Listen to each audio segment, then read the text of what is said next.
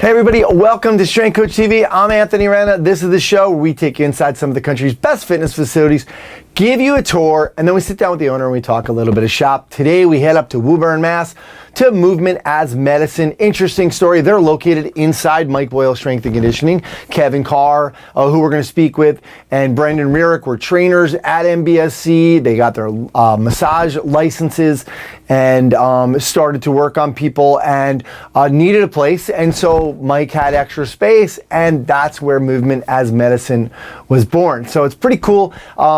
To see the balance. Kevin has to work, he's a trainer at MBSC and he handles a lot of stuff there. He also is one of the owners for Certified Functional Strength Coach certification, along with Coach Boyle and Brendan Rierick. And so it's just, there's a lot of stuff going on here. You a lot to learn from just, kind of putting your nose to the grindstone, working hard, and then good things happen. So let's head up to Woburn and talk with Kevin Carr at Movement as Medicine. All right, we are in Woburn, Mass. Movement as Medicine with Kevin Carr. Kevin, thanks for doing this. Thanks for having me. Appreciate it. All right, tell us a little bit about this space. We are inside, actually. Movement as Medicine is inside Mike Boyle Strength and Conditioning. But how many square footage do you guys have? Honestly, I don't even know. It's when they expanded that big 10,000 square foot room, this was actually the office space for the company that was here prior, because this was occupied by another company, and that was like their industrial bay, and this is where their offices were. So when we moved in, this was just kind of here. So we kind of just jumped on the opportunity. It wasn't like you were looking for a space. I mean, you were working here and it was like, hey, got that space. It wasn't like you were like, I finished massage school and we were like, office. Nice. So that's what happened, right? So you guys were trainers here, you and Brendan, right? That's how it started, you and Brendan, right? Brendan Rierick. And you were trainers, you guys had gone to massage school, and then what? And we were finishing up, and it was the same time as the expansion. We were thinking like, okay, how are we going to make a business out of this? And then this space was just here, so we immediately were like, we looked into these rooms, which you guys will see in a minute, and like, these were offices, but they look like treatment rooms.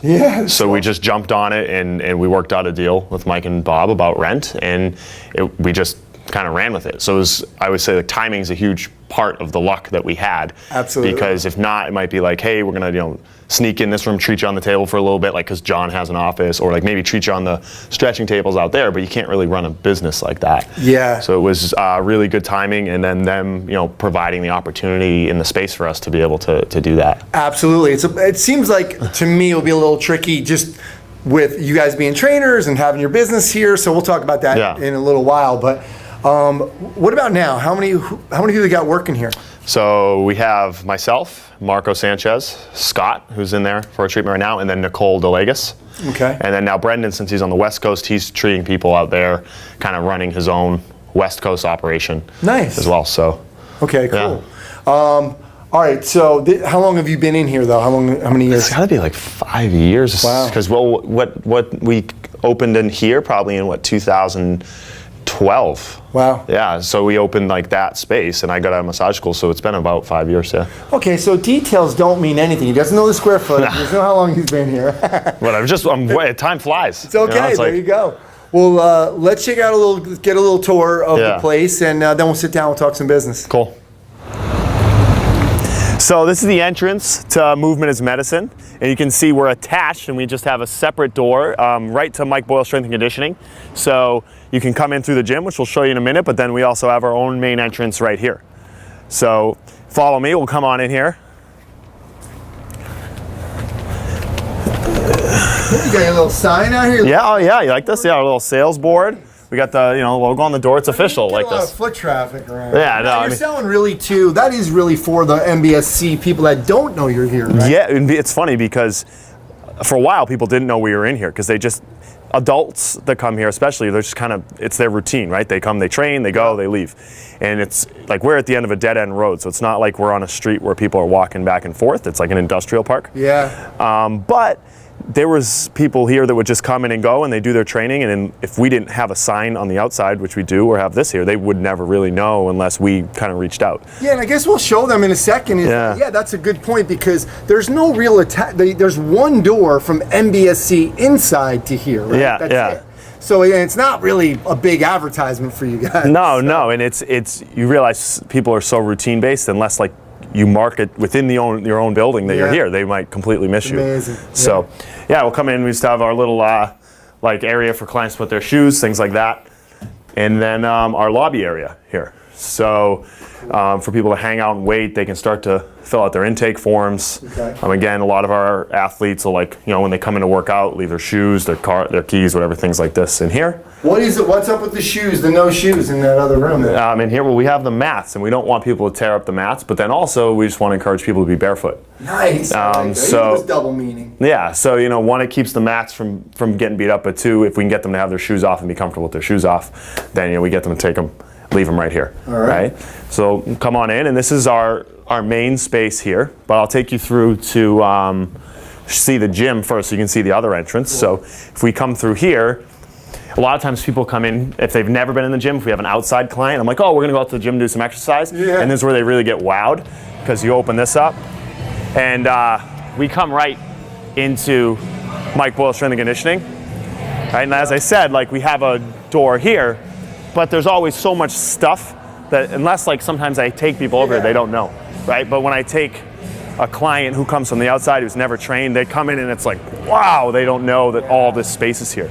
Yeah, and anybody who watches the show knows that we've already done Mike Boyle Strength Conditioning a couple times. Yeah. Recently we just showed the whole what's going on in this area. So let's go back inside. And then we'll come on in. And so we have our little, like, kitchen area for our staff, washing dishwasher stuff for our treatment tools and things like that as well. So we kind of have this space, and this was already built out, so we didn't have to do any of this. There was, like I mentioned, there was another business here, and that turf room was their storage space, that was their industrial bay, and then this was their office. So all of this, we didn't have to change a thing, which was huge for us starting out as a business, because we were broke essentially at the time. Yeah, and this here is huge, the bathroom. 2 bathrooms, yeah. Now you said you're required to have, what are you required to have as massage therapist? Yeah, so state licensure kind of requires that you have a certain amount of square footage. The rooms have to be a certain amount of size. You also have to have enough hand washing facilities. So you have to have at least 1 bathroom.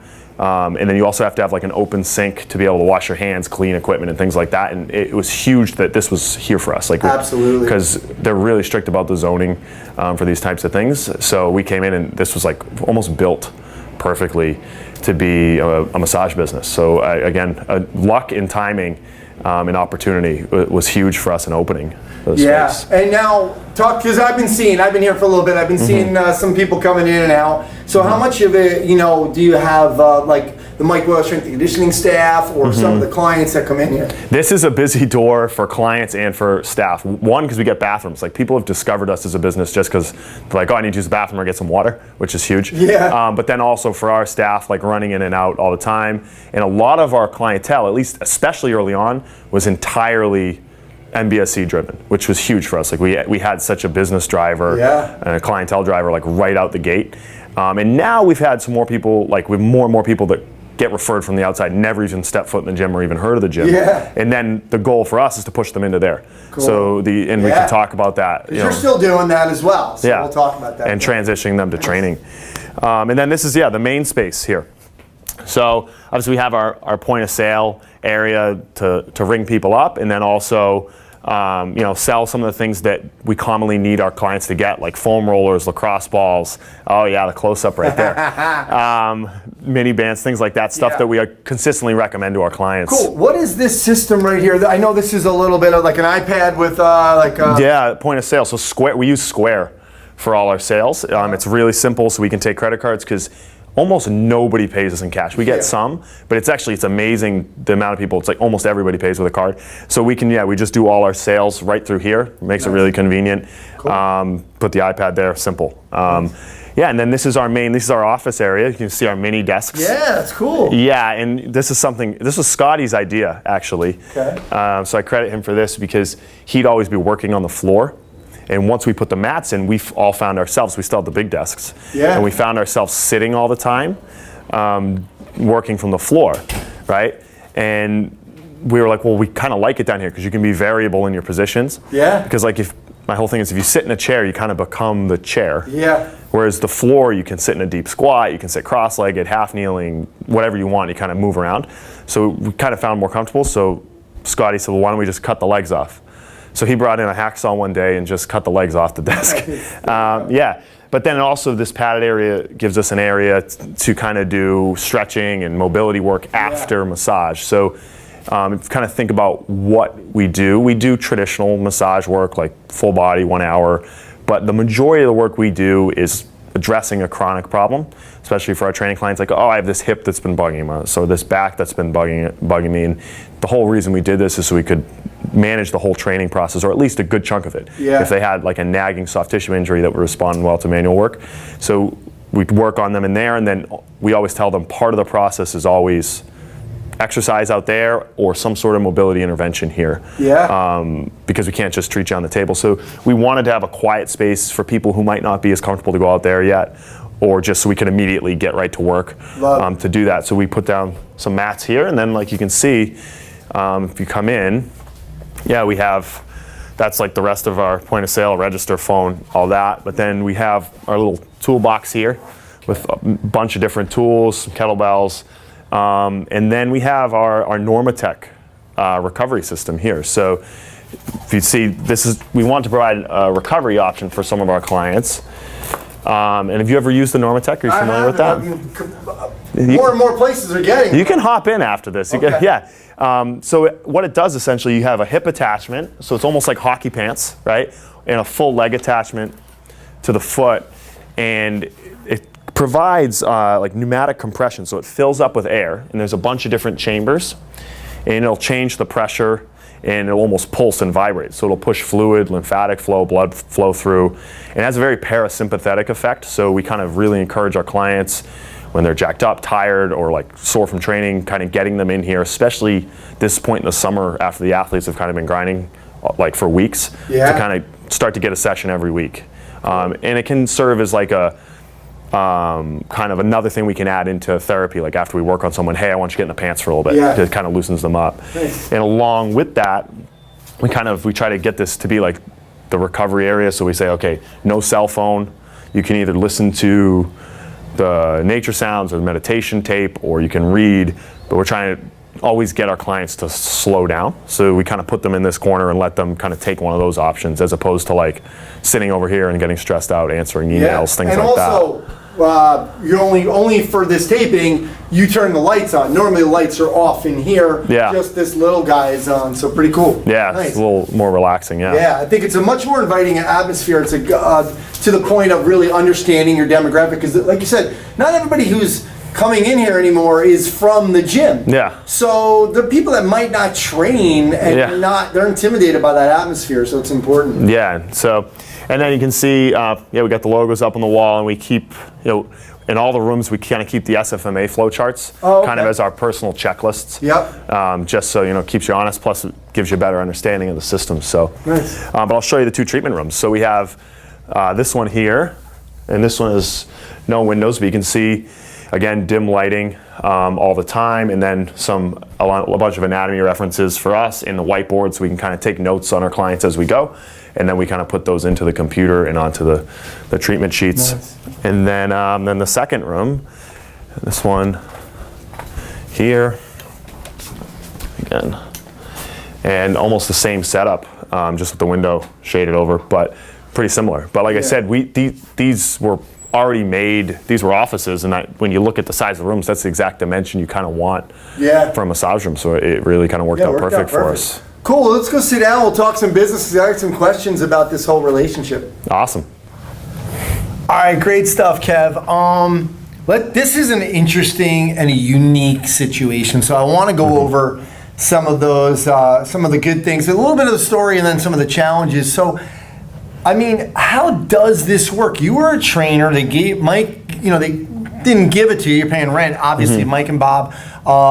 We talked about this already. You felt you were at the right place at the right time. But talk to us about the relationship and how this whole thing works with you still having responsibilities out there. You have CSFC that you have responsibilities for, and you have movement as medicine. Tell us how. I essentially have 3 jobs in one place, which is actually, if you're going to have 3 jobs, you might as well be in one location. In one place. Yeah, but when we started, we worked out the rent deals, just Brendan and I, and then the understanding, and this understanding we still have with our employees is like, you have a responsibility to work in the gym, because everyone who works here as a coach, everyone who works as a therapist is also a coach at Boyle's, and that's the way I want it. Because they'll understand the whole process from therapy back to training, no matter if it's a general pop client or an athlete. Like, I think everyone needs to go through that spectrum. Yeah, so if you open in New York tomorrow, you'd still have that same philosophy. It has nothing to do with being in Boyle's. Yeah, no. It has to do with who you are. Yeah, I want that training background, because then they understand the next step in the process.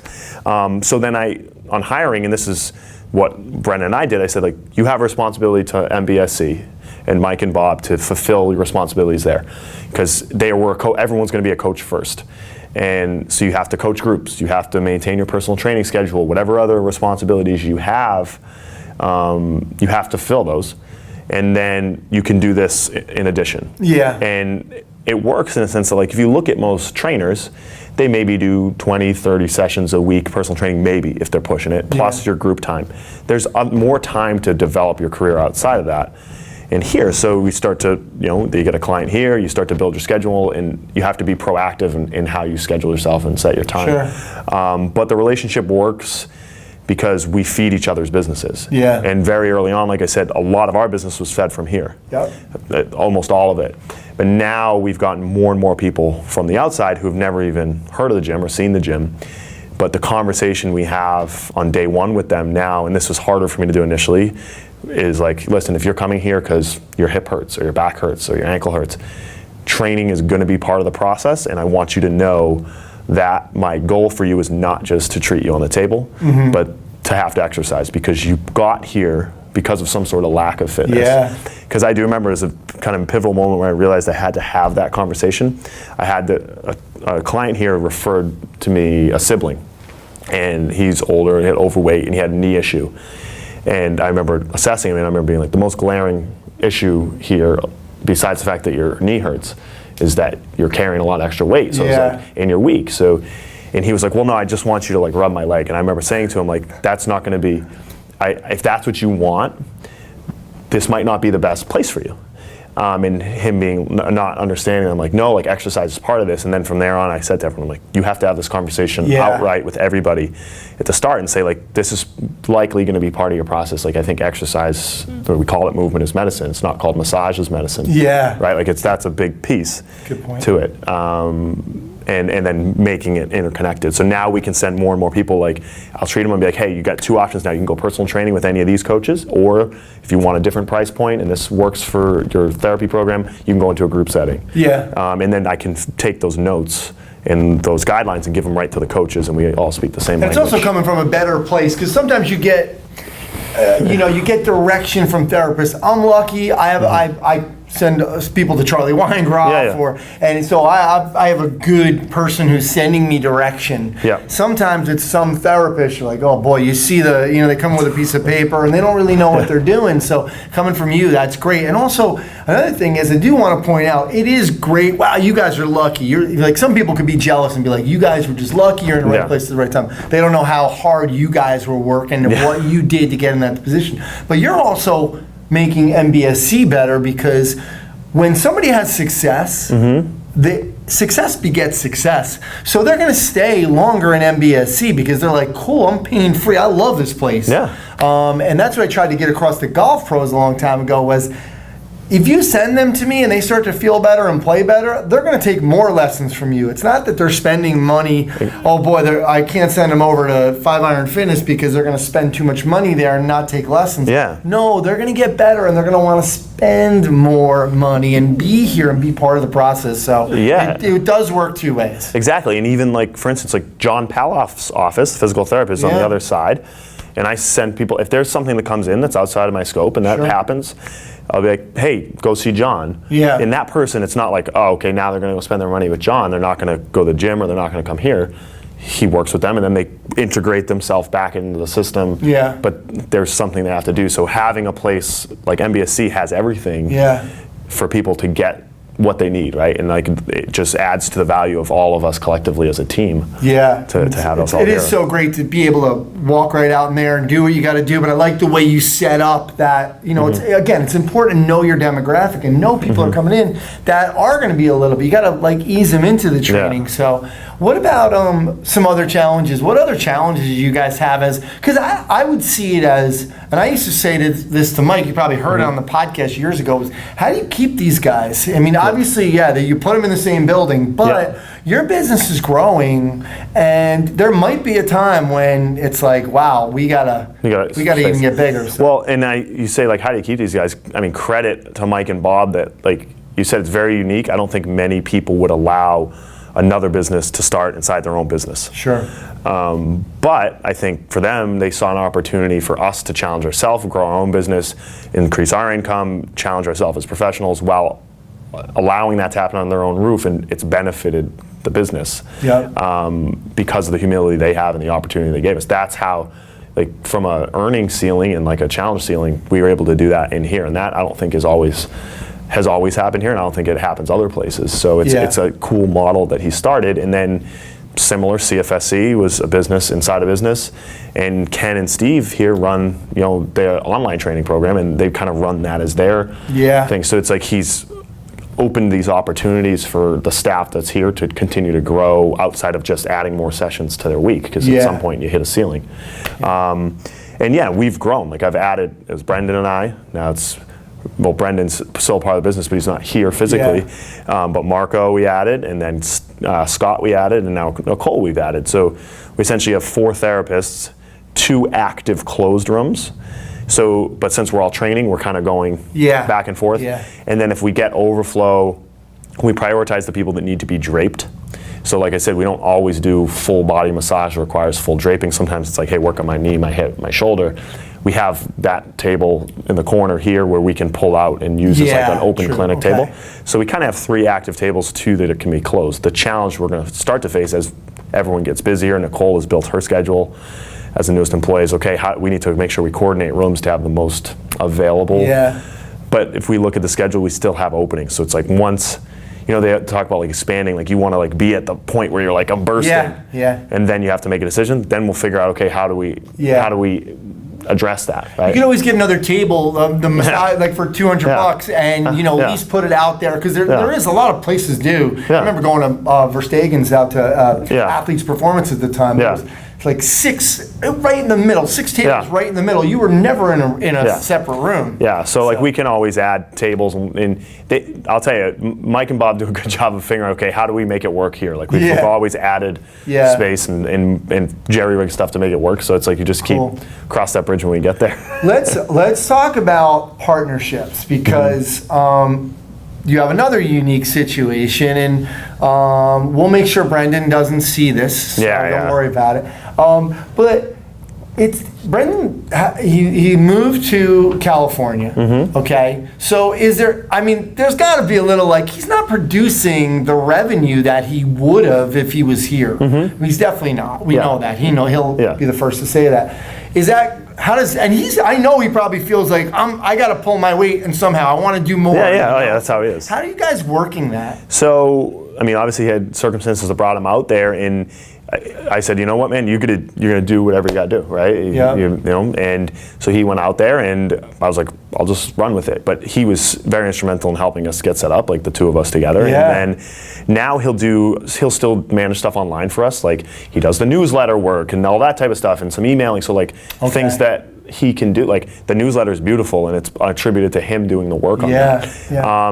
And he treats people out there, but just kind of privately, right? Like with his training clients, and that's what works for him, because as far as setting up a full-on operation out there with just him wouldn't make total sense. But he still does a lot of stuff behind the scenes where it's like, I'm here day to day, and he's a guy who's been like my best friend for a long time. So I'm like, hey, whatever we got to do to make it work, we just make it work, And I would have moved to California to be with Rain as well. I know, she is adorable, most adorable. I look forward to the videos when he puts them. I get him every day on the phone, like so. It's awesome. But is there possible? Is it in like thought process, hey, maybe California, we should open one because, there's good trainers out there. Yeah. You guys can train. We've kind of kicked the tires on that. He's talked to, because he's works with a couple other guys out there who are also therapists and trainers. And the challenge for them, they're in San Francisco. So, I mean, rent's pretty expensive around here, but out there. That's crazy. So that's I think the biggest challenge would be to find the right location. Because there's definitely a demographic. There's a lot of people who would fit right into the model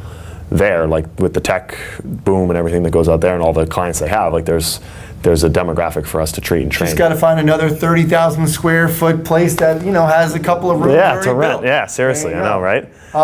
Anything that you might have said, man, I wish we did it this way with movement as medicine?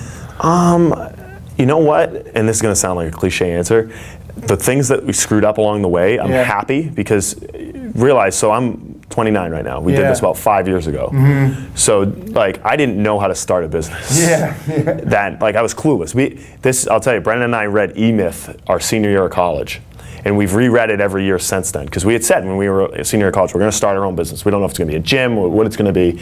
And I was already working here and he was working down the street at another gym. And then eventually he came. We said, we're going to start a business. We're going to start a business. And we started that book early, thankfully. But I didn't know how to do anything.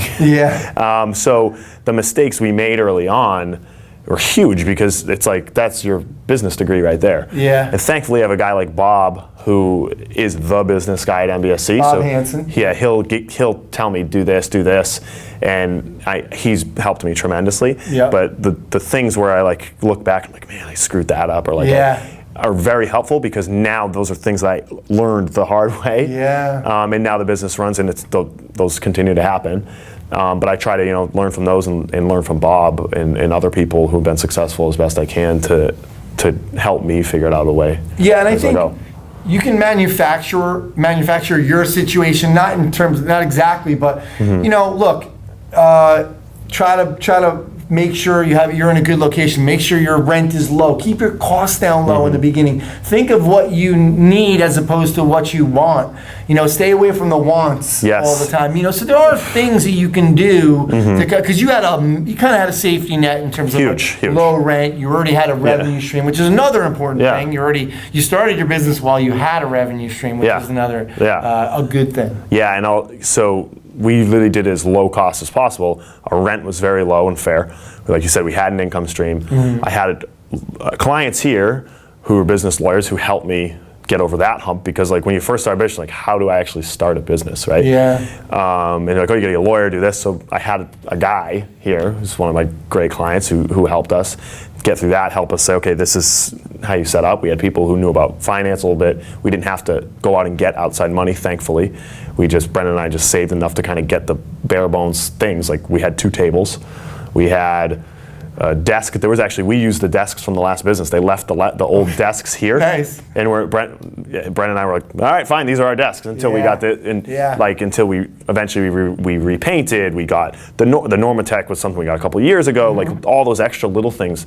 When we first started, this place was pretty barren. You wouldn't, and like we just slowly kind of added little things. Like you said, what do you need versus what do you want? And then over time, you get the momentum to kind of go behind it. Great stuff. Well, you guys are definitely, a great example of, hard work, nose to the grindstone, and education. Like you guys went to everything. You're one of the people that I always called on the Strength Coach podcast, the super trainers, right? These guys were going everywhere. They were trainers who became, massage therapists and went to everything they could, and did what you had to do and saw an opportunity and took it. So here's actually tell me what's a good business lesson is. Brendan and I said this. We said they always say pay yourself first. And we did and we didn't. So in the first year and a half Brendan and I worked, we said we're going to take every penny that we don't need to pay in rent, that isn't cost related, that would be profit, or at least just paying a salary. We didn't pay ourselves a salary, which they say not to do. We put it towards continuing education. So that's how I went to the SPINA courses. That's how I went to the PRI courses. That's how I went to other seminars that I wanted to learn. Brendan and I said, well, we're just going to it would be smart, since we have a safety net. We did. We were lucky Yeah. that we had a job and we weren't like barely making rent, that we were able to take, okay, let's take this money and put it towards continuing ed, because we have this income stream now that we didn't have a year ago. Yeah. And that's what we did. We spent every penny on courses. And then after that, after we kind of got a foundation under us and we kind of figured out how we wanted to treat people, like that's how I paid for SFMA, which is the huge foundation of what we do. Then we're like, okay, now I can start to take a check. And some people would say pay yourself first. People don't necessarily recommend that. We did. We just paid ourselves through future investment and education, and now I can pay myself. Absolutely. So that's good. Great stuff. Yeah. All right, Kev, thanks for doing this, man. Thank I really you. appreciate it. Thanks for sharing your experiences, because people out there, again, this is a unique experience, and it's always a great way to start inside an already established gym. So appreciate you coming on. Thank you for having me. All right.